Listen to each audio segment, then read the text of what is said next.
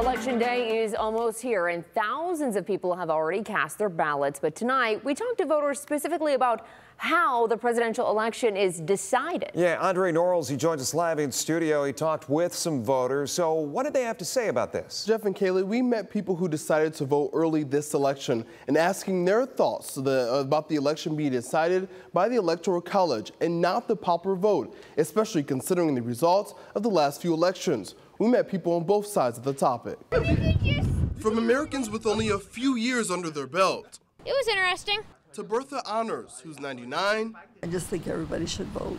All came out to Wood County's early voting center to make their voices heard. With my niece's help. Ohio voters will see school levies and issues. Those are won on popular vote. If most people say yes, then it goes into effect.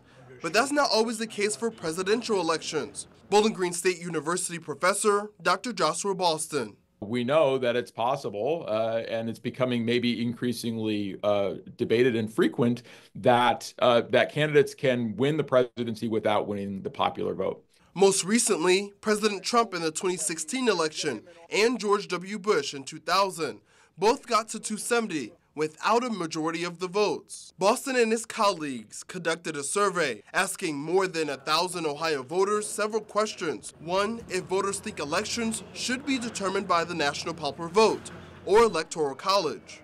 54% of our respondents said that they favor the national popular vote, which suggests maybe some backlash, some long-term backlash against the Electoral College. Wood County voter Donna Colcord agrees with the 54%. I think that it becomes much more indicative of what the true vote is. I'm not sure that the Electoral College picks that up.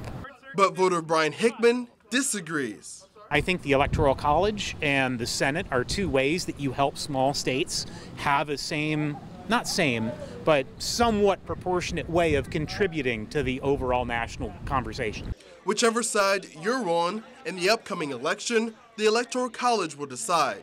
And Dr. Boston says don't expect to get results on election night, partly because of different state laws with absentee ballots.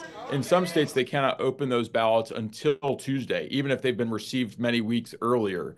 So it will take a long time for some states to process those ballots and get them scanned and counted.